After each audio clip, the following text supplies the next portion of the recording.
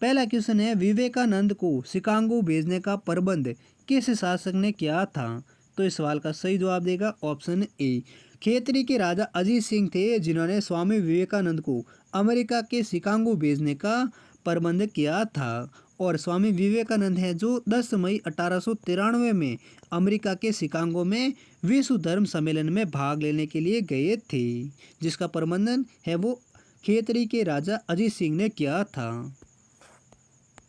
Next अगला दूसरा question है, मोइनुद्दीन चिश्ती किसके शासनकाल राजस्थान में आए थे? तो इस सवाल का सही जवाब देगा ऑप्शन बी, मोइनुद्दीन चिश्ती हैं जो पृथ्वीराज चौहान तृतीय के शासनकाल में राजस्थान आए थे।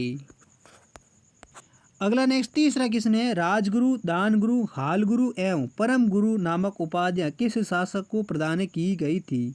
तो इस सवाल का सही जवाब देगा ऑप्शन सी, राणा कुंभा थे, जिनको दानगुरु, राजगुरु, हालगुरु एवं परम गुरु नामक कई उपाधियों हैं वो प्रदान की गई थी। अगला नेक्स्ट चौथा क्वेश्चन है, कौन राजस्थान में रूटी रानी के रूप में प्रसिद्ध हुई थी? तो इस सवाल का सही जवाब देगा ऑप्शन सी, यानी उमादेव भटियानी थी जो राजस्थान में रूटी रानी के रूप में प्रसिद्ध रानी हुई थी।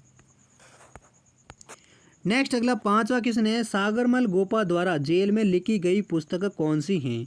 तो इस सवाल का सही जवाब देगा ऑप्शन सी, सागरमल गोपा के द्वारा लिखी गई है आज़ादी के दीवाने नामक पुस्तक हैं वो उन्होंने जेल में लिखी गई थी। और जैसलमेर का गुंडा राज है, ये भी सागरमल गोपा के द्वारा लिखी गई पुस्तक है, जबकि आज़ादी के दीवाने पुस्तक हैं जो सागरमल गोपा द्वारा जेल में लिखी गई पुस्तक हैं। और सागरमल गोपा हैं जो जैसलमेर के रहने वाले एक क्रांतिकारी थे, जिनका जन्म जैसलमेर में 1900 में हुआ था। नेक्स्ट अगला छठा क्वेश्चन है, निम्न में से कौन सा पुरातात्विक स्थल लूनी नदी के किनारे स्थित है? तो इस सवाल का सही जवाब देगा ऑप्शन सी, तिलवाड़ा पुरातात्विक स्थल हैं जो लूनी नदी के किनारे पर स्थित हैं। नेक्स्ट अगला सातवां क्वेश्चन है, 25 मार्च 1948 को गठित संयुक्त राजस्थान का प्रधानमंत्री बनाया गया था। तो इस सवाल का सही जवाब देगा ऑप्शन सी, 25 मार्च 1948 को गठित संयुक्त राजस्थान का प्रधानमंत्री हैं वो गोकुल लाल आसवा को बनाया गया था। नेक्स्ट अगला आठवां क्वेश्चन है, टोडगढ़ को राजस्थान में कब शामिल किया गया? तो इस सवाल का सही जवाब देगा ऑप्शन डी, टोडगढ़ है जिसको साल 1956 में राजस्थान में शामिल किया गया था। अगला नेक्स्ट नौवां क्वेश्चन है, अनमेल विवाह और बाल विवाह निषेध अधिनियम सबसे पहले अलवर रियासत ने किस वर्ष बनाया? तो इस सवाल का सही जवाब देगा ऑप्शन बी, 10 दिसंबर 1903 ईस्वी में अलवर रियासत हैं जिन्होंने अनमेल विवाह और बाल विवाह निषेध अधिनियम सबसे पहले बनाया था। किस रियासत ने? अलवर रियासत ने। और कब बनाया था? 10 दिसंबर 1903 में। नेक्स्ट अगला 10वां क्वेश्चन है, 18वीं शताब्दी के किस राजपूत द्वारा विधवा विवाह पुनर्विवाह हेतु नियम बनाने के प्रयत्न किए गए? तो इस सवाल का सही जवाब देगा ऑप्शन यानी सवाई जय सिंह हैं जिन्होंने 18वीं शताब्दी में विधवा पुनर्विवाह हेतु नियम बनाने के प्रयत्न किए थे। अगला नेक्स्ट 11वां क्वेश्चन है, शारदा एक्ट के प्रणेता कौन थे? तो इस सवाल का सही जवाब देगा ऑप्शन ए, राय बहादुर हरविलास थे जिन्होंने साल 1929 में बाल विवाह निषेध के लिए एक एक्ट बनाया था या एक अधिनियम बनाया था जिसका नाम था शारदा एक्ट, जिसके प्रणेता कौन थे? राय बहादुर हरविलास। और ये शारदा एक्ट कब आया था? साल 1929 में आया था। नेक्स्ट अगला 12वां क्वेश्चन है, मारवाड़ ग्राम पंचायत अधिनियम कब पारित हुआ? तो इस सवाल का सही जवाब देगा ऑप्शन ए, 1945-46 ईस्वी में मारवाड़ ग्राम पंचायत अधिनियम है वो पारित हुआ था। अगला क्वेश्चन है, राजपूताना की किस रियासत में आज़ाद मोर्चे की स्थापना हुई थी? तो इस सवाल का सही जवाब देगा ऑप्शन है बी, राजपूताना की जयपुर रियासत है जिसमें आज़ाद मोर्चे की स्थापना हुई थी। और आज़ाद मोर्चे की स्थापना है वो रामकरण जोशी ने की थी। किसने की थी आज़ाद मोर्चे की स्थापना? रामकरण जोशी ने।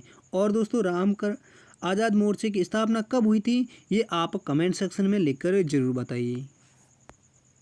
नेक्स्ट अगला 14 क्वेश्चन है, 1944 में बूंदी राज्य लोक परिषद के गठनकर्ता कौन थे? तो इस सवाल का सही जवाब देगा ऑप्शन ए।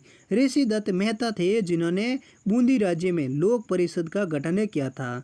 और बूंदी राज्य में लोक परिषद का गठन कब किया गया था? वो किया गया था 1944 में ऋषि दत्त मेहता के द्वारा। नेक्स्ट अगला 15वां क्वेश्चन है, डूंगरपुर पर्दा मंडल की स्थापना 1944 में की गई थी। तो इस सवाल का सही जवाब देगा ऑप्शन सी।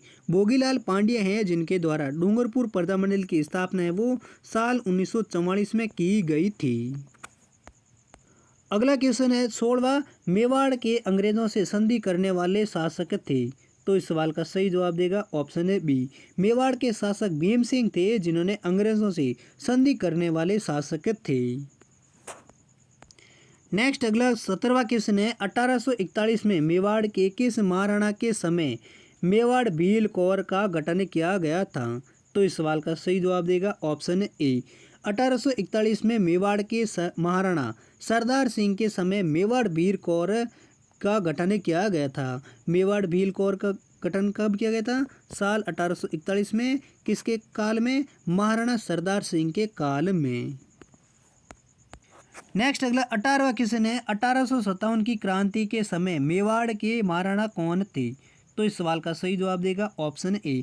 1857 की क्रांति के समय मेवाड़ के महाराणा है वो स्वरूप सिंह थे। अगला नेक्स्ट 19वां क्वेश्चन है, जैसलमेर के जवाहर सिंह के समय स्वतंत्रता सेनानी सागरमल गोपा को जेल में कब जलाकर मार डाला था? तो इस सवाल का सही जवाब देगा ऑप्शन ए। 3 अप्रैल 1946 को जैसलमेर के जवाहर सिंह के समय स्वतंत्रता सेनानी जिनका नाम सागरमल गोपा था जिनको जेल में जिंदा जलाकर उनकी हत्या कर डाली थी। कब मारा था सागरमल गोपा को? 3 अप्रैल 1946। और किसके समय? जवाहर सिंह के समय, जो जैसलमेर के राजा थे। नेक्स्ट अगला 20वां क्वेश्चन है, टोंक में सुनारी कोठी का निर्माण किसने करवाया जो अपनी पच्चीकारी व मीनाकारी के लिए प्रसिद्ध हैं? तो इस सवाल का सही जवाब देगा ऑप्शन सी। मोहम्मद इब्राहिम अली हैं जिन्होंने टोंक में सुनारी कोठी का निर्माण कराया जो अपनी पच्चीकारी और मीनाकारी के लिए प्रसिद्ध कोठी हैं। जिसका निर्माण किसने करवाया था? मोहम्मद इब्राहिम अली खान ने। अगला 21वां क्वेश्चन है, मध्यकालीन राजस्थान के राज्य में शासक के बाद सबसे महत्वपूर्ण अधिकारी माना जाता था। तो इस सवाल का सही जवाब देगा ऑप्शन ए। मध्यकालीन राजस्थान के राज्य में शासक के बाद यानी राजा के बाद सबसे महत्वपूर्ण अधिकारी हैं वो प्रधान के रूप में, या प्रधान है वो सबसे महत्वपूर्ण अधिकारी माना जाता था राजा के बाद और मध्यकालीन राजस्थान में। अगला नेक्स्ट 22वां क्वेश्चन है, स्वामी दयानंद सरस्वती ने उदयपुर में किस संस्थान की स्थापना की वह हैं? तो इस सवाल का सही जवाब कौन सा है ये आप कमेंट सेक्शन में लिखकर जरूर बताइए।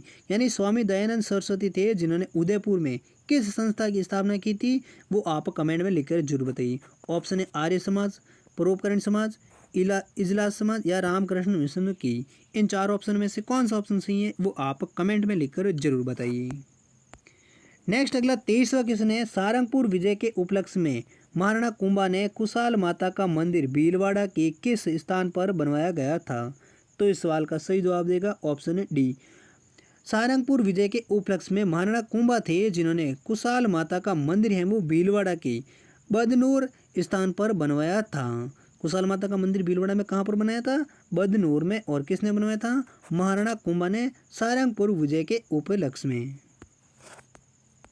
अगला नेक्स्ट 24वां क्वेश्चन है, चित्तौड़ का दूसरा शाखा किस शासक के समय हुआ? तो इस सवाल का सही जवाब देगा ऑप्शन बी। चित्तौड़ का जो दूसरा शाखा है वो विक्रमादित्य के समय में हुआ था। अगला नेक्स्ट 25वां क्वेश्चन है, राजपूताना मध्य भारत सभा की स्थापना किस वर्ष हुई? तो इस सवाल का सही जवाब देगा ऑप्शन है बी। 1918 ईस्वी में राजपूताना मध्य भारत सभा की स्थापना हुई थी जिसका मुख्यालय अजमेर में स्थित है। और इसकी स्थापना है वो दिल्ली कांग्रेस अधिवेशन के समय चांदनी चौक के मारवाड़ी पुस्तकालय में की गई थी। कब? 1918 में राजपूताना मध्य भारत सभा की स्थापना। अगला नेक्स्ट अंतिम 26वां क्वेश्चन है, 9वीं सदी के राजपूताना समाचार नामक साप्ताहिक पत्र हिंदी व उर्दू किसके द्वारा संपादित किया गया था? तो दोस्तों इस सवाल का सही जवाब देगा ऑप्शन है बी। 19वीं सदी में राजपूताना समाचार नामक साप्ताहिक हिंदी व उर्दू में है वो कन्हैयालाल के द्वारा संपादित किया जाता था। कौन सी सदी में? 19वीं सदी में।